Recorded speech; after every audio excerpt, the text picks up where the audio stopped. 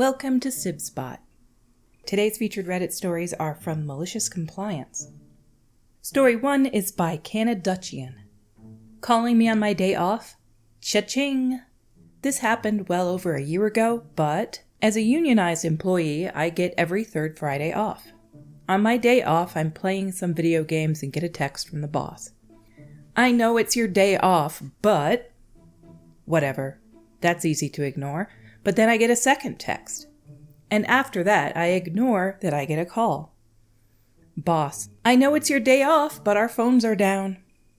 Me, no worries, I'll handle it. We hang up and I call our phone provider. I'm the IT and the contact there, and this isn't my first call ever to them, so I literally have their service department saved in my phone. I call, I register the problem, and they say they'll look into it. I provide them my boss's name and extension and to call him when it's fixed. I then call my boss back and let him know that they'll call him ASAP. But now for the malicious compliance bit. Our contract stipulates a minimum call-in of 4 hours, meaning that you cannot pay me less than 4 hours for a day, unless it's by my own choosing. If you call me in for an hour and send me home, I get 4 hours of pay. But wait, there's more. We also have an overtime clause that pays overtime at 150%. And lastly, we have a clause that says all overtime must be approved by the boss, else it's 1-to-1 toil, time off in lieu, which you can take at a 1-to-1 ratio. For example, if I decided the weekend is a good time for server updates, I don't need to ask for approval, but my 2 hours of work only translates to 2 hours of paid time off elsewhere. Combine all of this in one delightful batch and you get a 10-minute call that resulted in 6 hours of bait time off. I went right back to my video games, filled out my timesheet the week after, and said, I know it's your day off, but is implied consent for overtime. Minimum call out of 4 hours at 150% is 6 hours. Almost an entire day off with pay in exchange for a 10-minute call? Thank you very much. Bonus. Guess who has 2 thumbs and has since never been called on his day off? This unionized guy. Hint, get unionized, fight back. Edit, didn't think this would take off like this. Of course, anyone saying this isn't malicious is right. Sadly, we live in a world where a lot of people are expected to work beyond their scope, and while my experience should be normal, it really isn't for a lot of people. The expectation my boss had, I presume, is that I'd write the 15 minutes down. We write our time in blocks of 15, and be content with that. We all deserve A, to be left alone during our time off, and B, to be compensated, and compensated well if we are asked to give up time off to do a work thing. You work to live, after all, not the other way around. I say our union was terrible, but a lot of the good things we had came from being in a union. A lot of the protections we had and whatnot for our job. So, are they necessary? Absolutely. Do I have resent for my own union in the past? Also, absolutely. Should the teaching assistants have just been like, oh yeah, it's fine, we'll fight with you and try to get everybody a pay increase? I don't think so, because we were the only ones in the union that required a college degree. We were still paying off our college. Down in the comments by Manwood Lover. This is awesome. We work 4 10-hour shifts with my union. I have Fridays off. I had to go get my physical done on a Friday, which took 15 minutes plus pay for travel, time, and distance. I got 4 hours of pay and $100 in travel time and distance.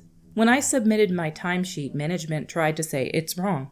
I grabbed one of the union stewards and he explained it very slowly, as if to a toddler, why it was right. It was hilarious. Under that by Butch F. I am the second shift union shop steward for my employer and experience in union matters in previous employment. I know the speaking like a toddler reference well. Too well. Our next story is by Intelligent Hand 2615. I was taking too many liberties.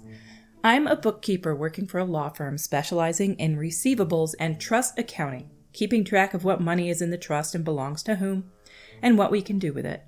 We also work for a lot of insurance companies on their specialty lines. For example, if a bank makes an insurance claim because it discovered one of its clients was running Ponzi scheme through their accounts, but insurance refuses to pay out because bank employees were involved, which is excluded by the policy, and the bank sues over this, we would represent the insurance company.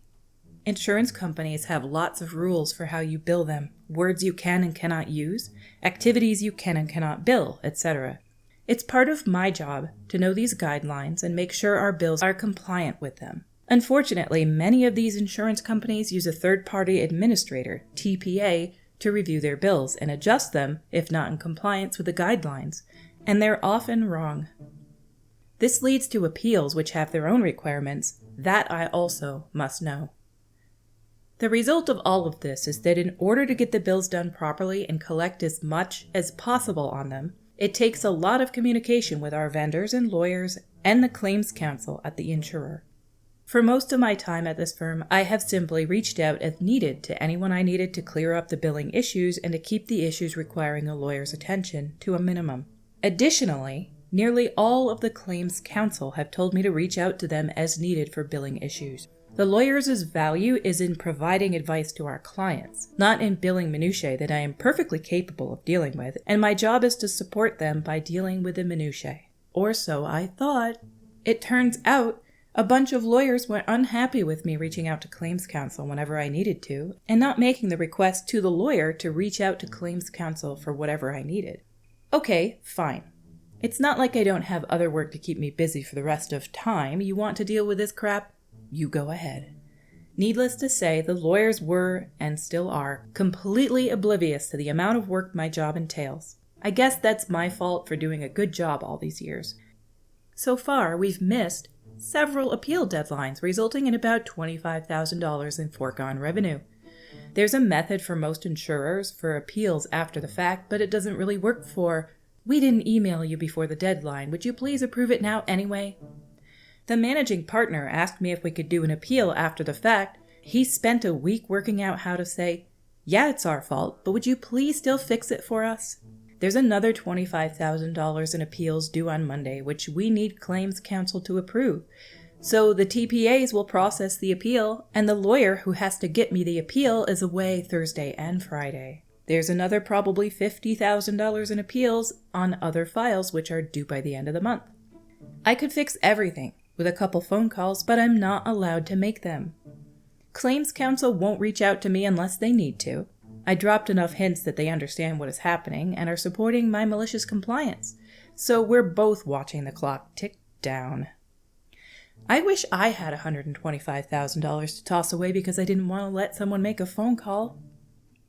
It sounds like you're doing your part by constantly reminding them this is happening, because losing this much income, though this is a drop in a bucket for a lawyer, right? Losing that much income, somebody is going to get toasted for this, and I really hope it's not you.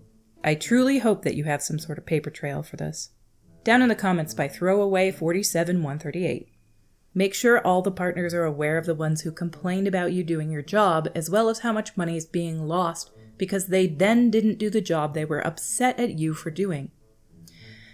At some point, the rest of the partners are going to lose their crap at their colleagues, pissing money down the drain because of their egos.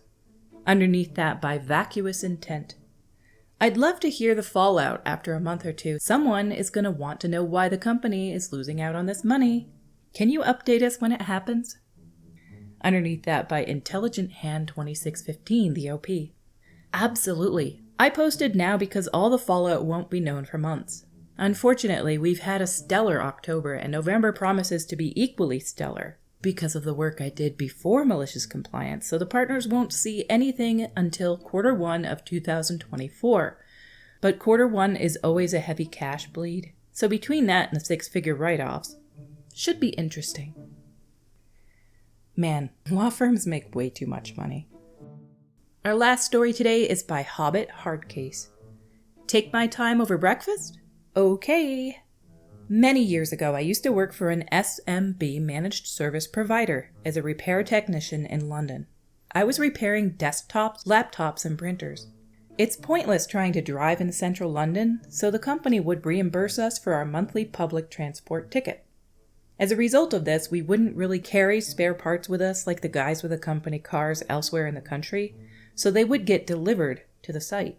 The usual routine was go to the office in the morning and collect the parts for the first call, then ask the store's clerk to arrange delivery of the rest of my day's calls to the site in a set order. This would be the order that I already had planned to attend to travel for the day, so the parts would get there before me, and I could crack on with the first one whilst they were being delivered. I'd usually be on site for the first one by 9:30 and would frequently manage 6 to 7 repairs per day.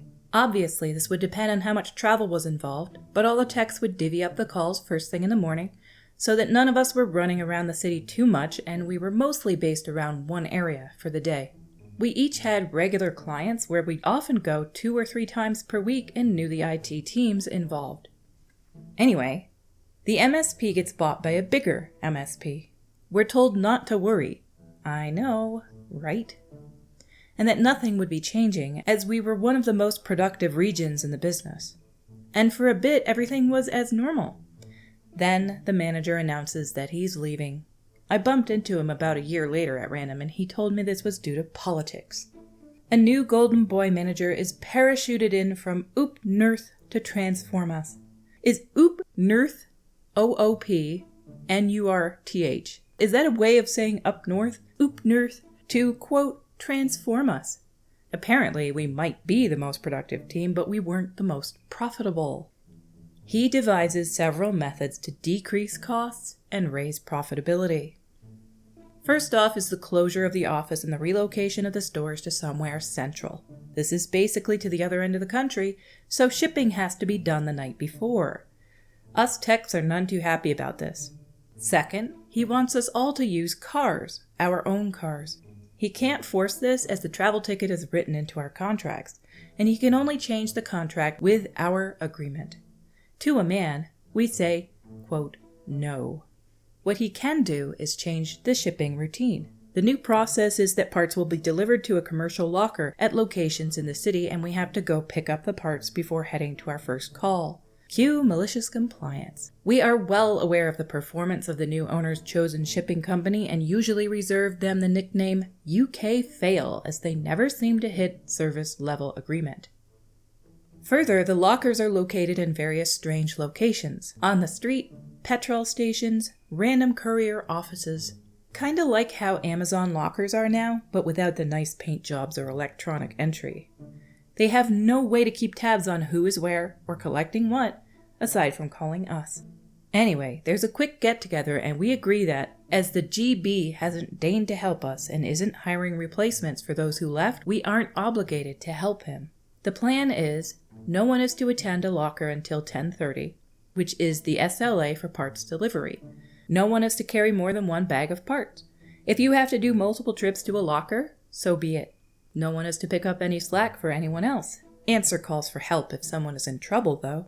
Do what you have been assigned, if possible, and never call in to say that you have finished all your calls for the day. Anything that gets left over, gets left. If you get assigned an emergency call, some clients had SLAs that required a tech on site in a given time, usually 4 hours. Go there and wait for parts as usual. Communicate this to any new hires during their training days. Productivity plummets. GB calls meetings and generally loses it, but hey, we're just following his procedure, right? Within 12 months, GB is gone, and the new guy has the sense to ask us what would be a better way to run things.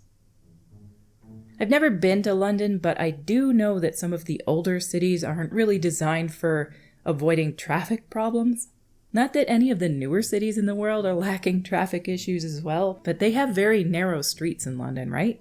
And I've seen memes and videos of people from London complaining about traffic, so I assume it's got to be pretty bad. I don't understand, though, why a manager has to change something that's working for productivity. If customers are really happy with your service, don't change it. Our stories for today have come to a close. If you guys enjoy this content, please click like or subscribe, or click the little notification bell so you get alerts when new videos drop. Until we meet again, have a stellar day.